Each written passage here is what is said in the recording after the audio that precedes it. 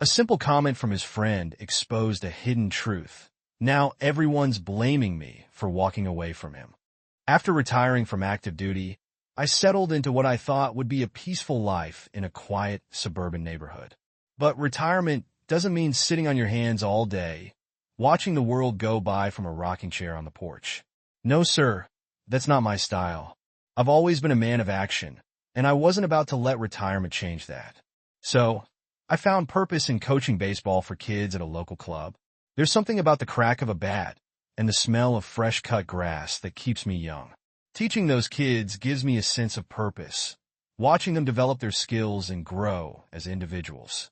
It's my way of giving back to the community, you know? Plus, it keeps me active and engaged, which is crucial when you're my age. Now, I'm single these days. My wife, God rest her soul, passed away 4 years ago due to COVID. It was a tough blow, losing your partner of 40 years. We'd been through thick and thin together, and suddenly she was gone. But life goes on, doesn't it? You either learn to move forward or you get left behind.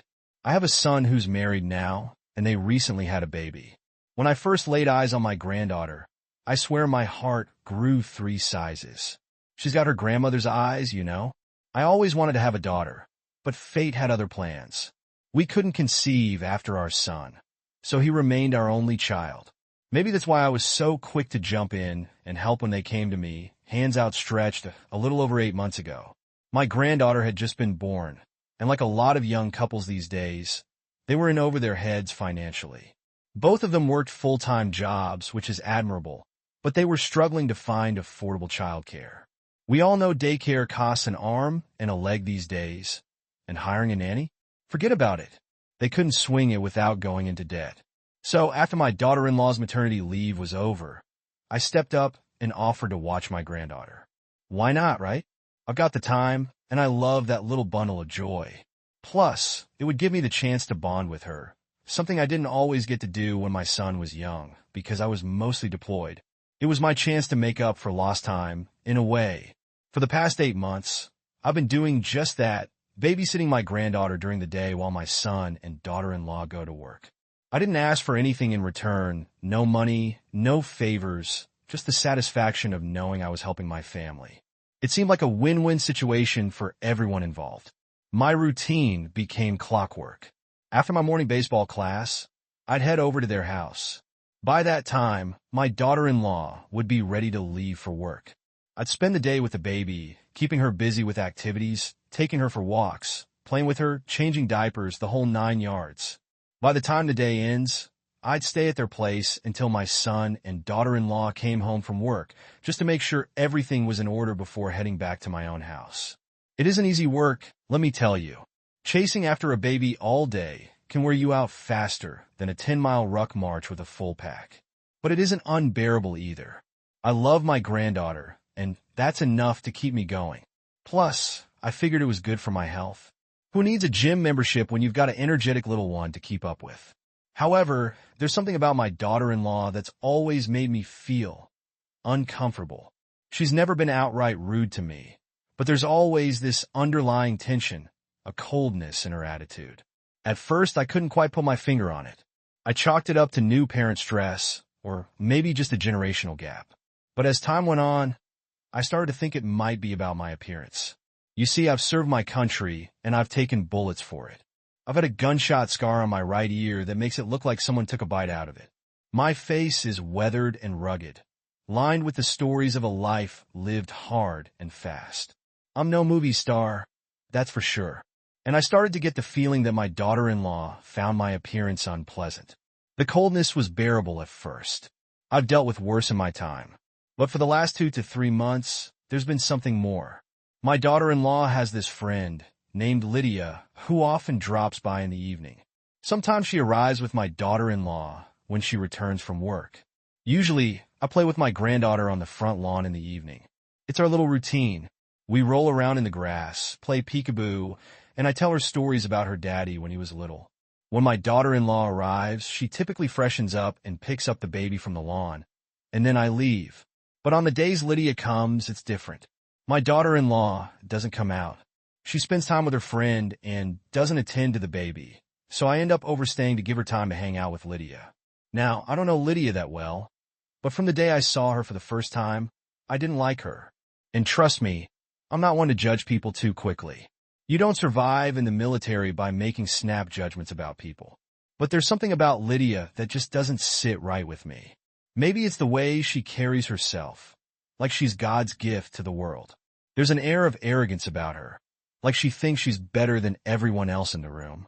In my day, we had a saying for people like that: all swagger and no substance. Maybe it's me just being old-fashioned, but I believe you can learn a lot about a person by how they treat others, especially those they think can't do anything for them. And Lydia? Well, she treated me like I was invisible, like I was nothing more than a piece of furniture in the room.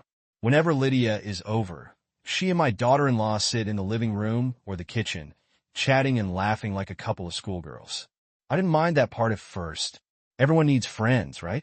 But every time I passed by them or entered the house, I'd catch them exchanging these weird looks. You know the type, those sideways glances that make you feel like you're the punchline to a joke you're nodding on. There were so many times I caught them staring at me and whispering something like I was some kind of circus freak on display. And when there's eye contact with me, they just smirk at each other. It makes me uncomfortable, like I'm back in high school and the cool kids are laughing at me behind my back. But I don't want to cause a scene, so I keep my mouth shut. After all, I'm there to take care of my granddaughter, not to worry about what two women in their 30s think of me. But it isn't just the looks. There's an overall vibe of judgment coming from them, like I don't belong in their precious little world. I'd be in the living room playing with my granddaughter, and I'd hear their whispers from the kitchen. Sometimes they'd stop talking altogether when I walked by, only to start up again once I was out of earshot. They didn't have to say anything for me to know they were talking about me. It bothers me, I won't lie. I face down enemy fire and come out the other side, but something about those judgmental looks and whispered comments gets under my skin. But I figured whatever, it's just a couple of immature women gossiping. I'm a grown man, a veteran. I don't need validation from them. My job is to take care of my granddaughter, and I'm doing that just fine. But in the back of my mind, I can't shake the feeling that something's off. There's one more thing that's been gnawing at me. My daughter-in-law never quite seems to appreciate the help I'm giving, at least not like I thought she would. No, thank you, no acknowledgement of the time and effort I'm putting in. It's like she expects it, like it's my duty or something. But I keep at it because I want to support my son and his family. That's what family does, right? We show up for each other, even when it's hard.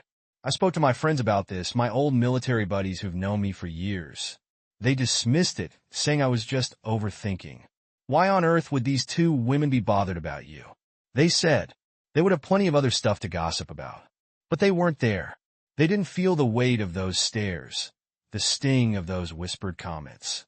I really don't know what to do in this situation. Am I really overthinking? I researched about this, and according to some pages, I may be suffering from a disorder. Paranoia, they call it. But is it paranoia if they're really out to get you? I don't know. It's so lonely being an old man sometimes.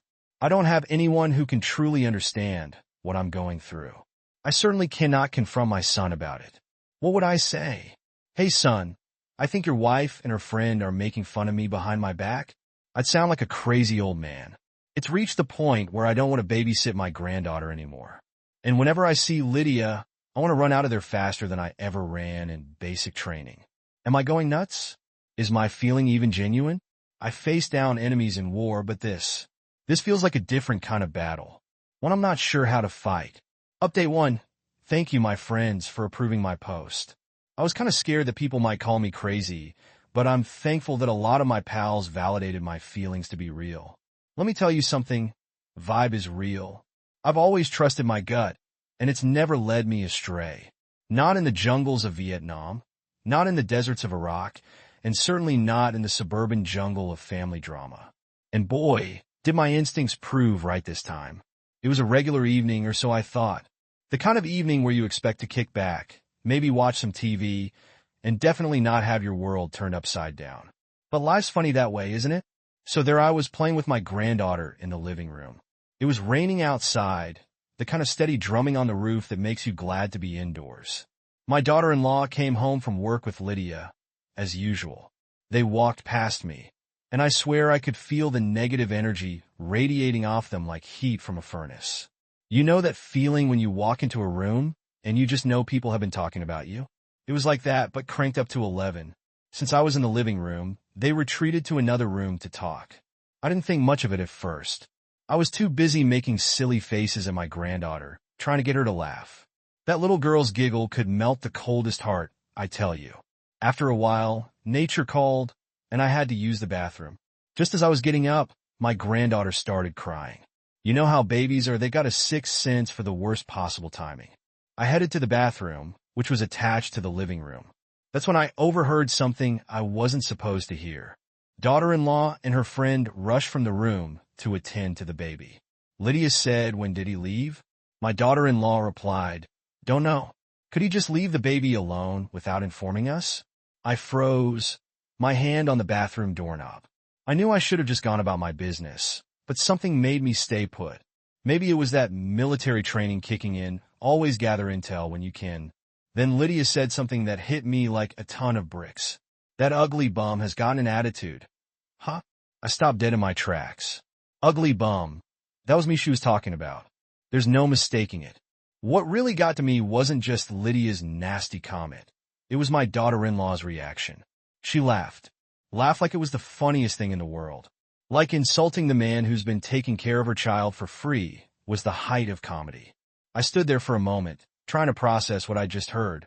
I wasn't sure whether to confront them right then and there, or to walk away and let it slide like I'd been doing for months. But something inside me snapped. I've taken bullets for my country, faced down enemies in foreign lands. I wasn't about to stand there and let these two disrespect me like that in my own family's home. I couldn't hide and take it anymore. I flushed the toilet. Might as well keep up appearances and came out. They looked flustered, like kids caught with their hands in the cookie jar. I walked out and asked, "What did you just say?" They both looked at me like deer caught in headlights. "Oh, we weren't talking about you," Lydia said quickly. A fake smile plastered across her face. My daughter-in-law just stared at me numb. I said, "I wasn't born yesterday. I know exactly what I heard. If you've got something to say, spell it out to my face rather than going behind my back. I'm a military man and I know how to take bullets in the chest." Lydia rolled her eyes at my statement. My daughter-in-law was still quiet, probably hoping if she stayed still enough, she'd turn invisible. Lydia repeated the same stuff, but this time she was irritated. "How many times should we say it wasn't about you? We were talking about our colleague." I said, "Well then, repeat the full conversation, and then we'll see who it was that you were talking about." Lydia gestured at my daughter-in-law, and she finally found her voice. "Let it go. Why are you creating so much fuss about it? It wasn't about you." I ignored her and looked straight at Lydia. I have a rugged look because I've spent half of my life serving and protecting my country so that people like you could sleep safely in your homes. I'm also not a bum. I don't lounge on my son and my daughter-in-law's money. I earn my own living. I come here to help my family without getting anything in return. My daughter-in-law had the audacity to ask me to stop berating her friend because what I heard wasn't about me. "Screw it," I said and left their place. They had no backbone to accept their words, so pointing out further argument, I stood up for myself and called them out. That was enough. An hour later, my son showed up at my house. He was fuming, looking like a bull ready to charge. His first sentence was, "You need to apologize to Lydia." I was like, "What? I need to apologize to Lydia for what? Standing up for myself?"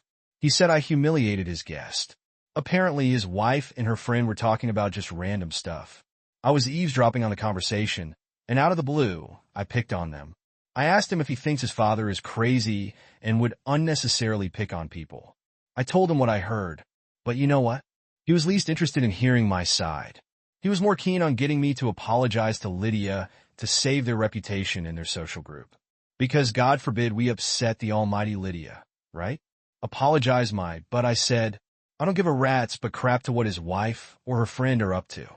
I wasn't the one who wronged anyone, and I won't apologize. He stormed out of my house, breathing fire like some cartoon dragon. His attitude made my blood boil. I mean, how dare he throw his nasty tantrums at me when I was the one who has been wronged by his wife's friend? That simp of a man has been manipulated so badly by his wife that he has forgotten logic. I drank my anger along with a single malt whiskey and passed out. At least the whiskey didn't judge me. The next morning, I woke up at my usual time, did my routine work, went to train my students, went to a park to relax. I saw my phone start blowing up with texts from my son asking me when I would come to babysit their daughter. I royally ignored it, directed my calls to voicemail, and continued my day. Let them stew in their own juice for a while. I came back after my stroll, ate lunch, and was having a blissful afternoon nap when someone rampantly hit my doorbell. I was expecting this guest. Yeah, my son. I answered it, and he started ranting at me. Where were you since this morning? I've been calling and texting you. I came here twice to look for you. Where did you go? I was ready for this conversation. I asked him, why are you looking for me? Were you worried about me? He got confused and said, no, I mean yes, and you also didn't show up to babysit. I said, oh, that one.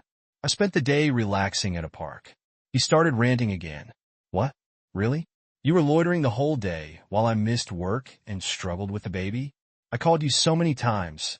I even came here twice to drop the baby, but you weren't here.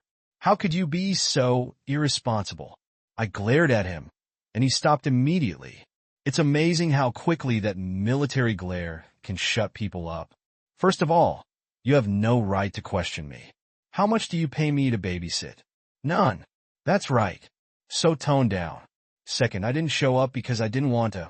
He interjected, saying you could have informed us if you wanted a break. I laughed and said, I don't work for you that I have to inform you before not showing up. I did a favor to you, and now I'm pulling it back. He went silent, and then it struck him that I might be angry because of last night's outburst. What a loser. Took him long enough to connect the dots.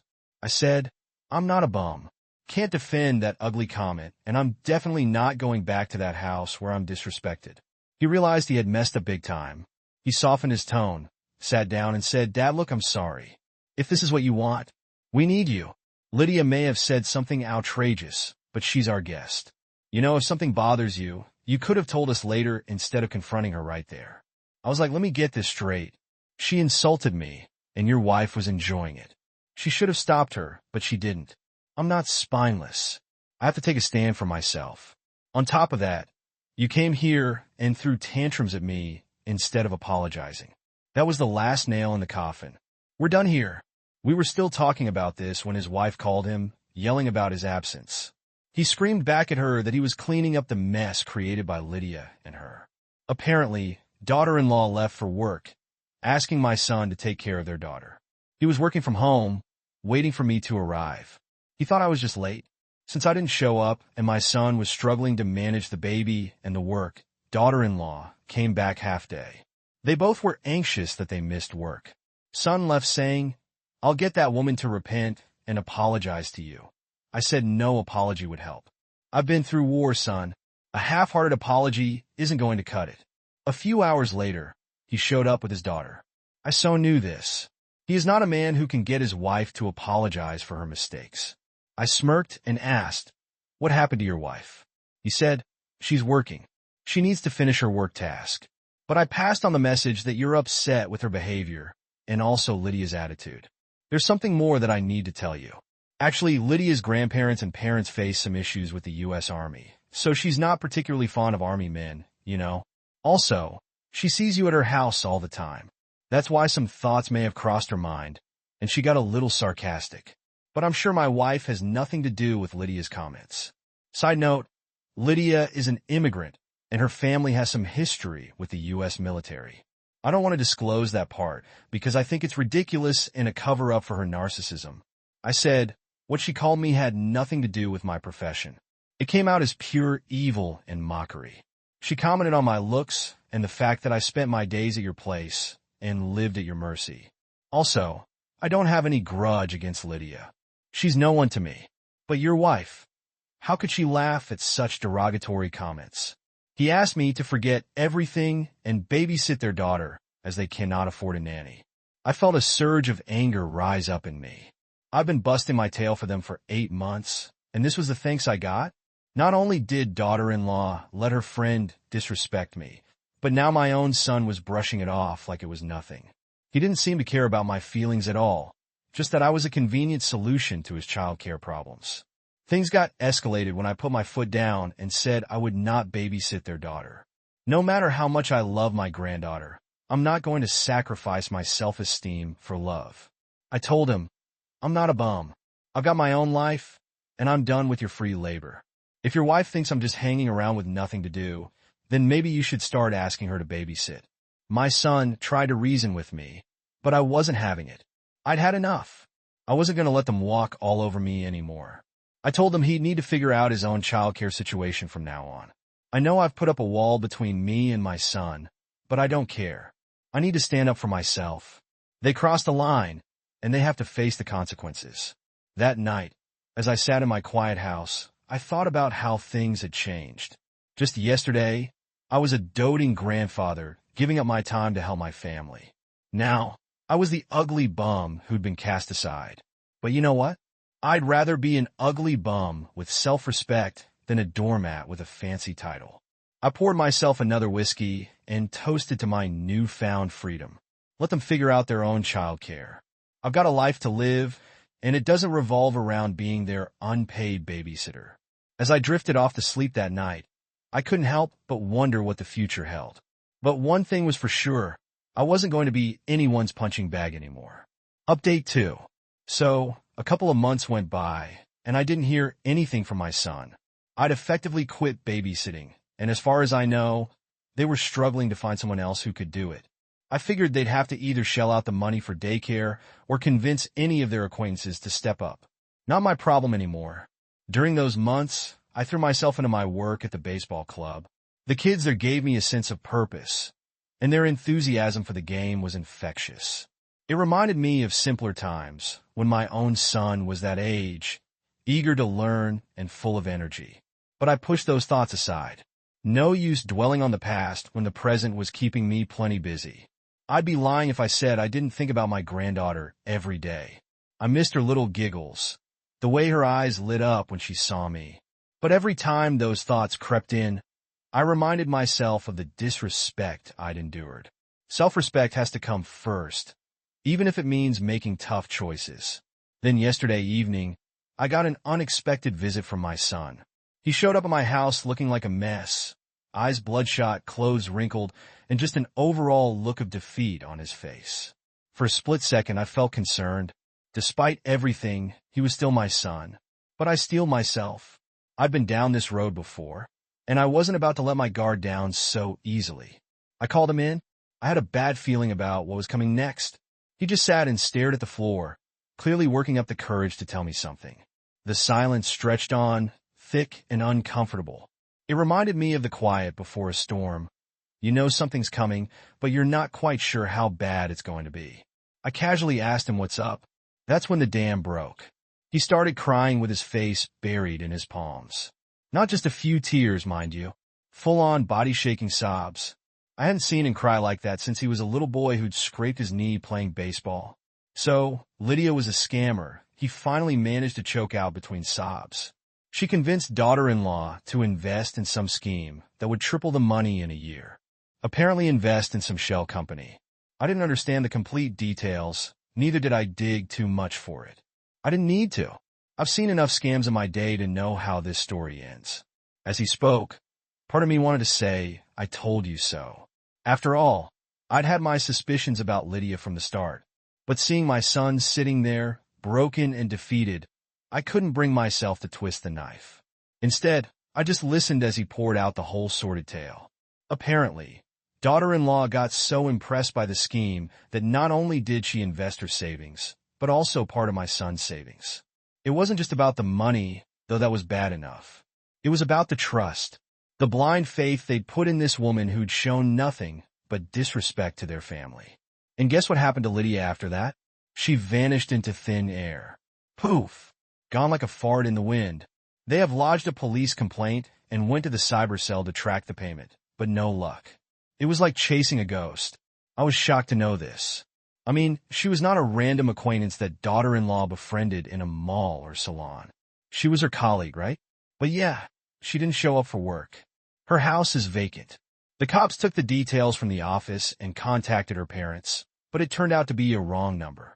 The whole thing was starting to sound like something out of a bad movie. I didn't know what to say. I felt terrible for them. Nobody deserves to be scammed.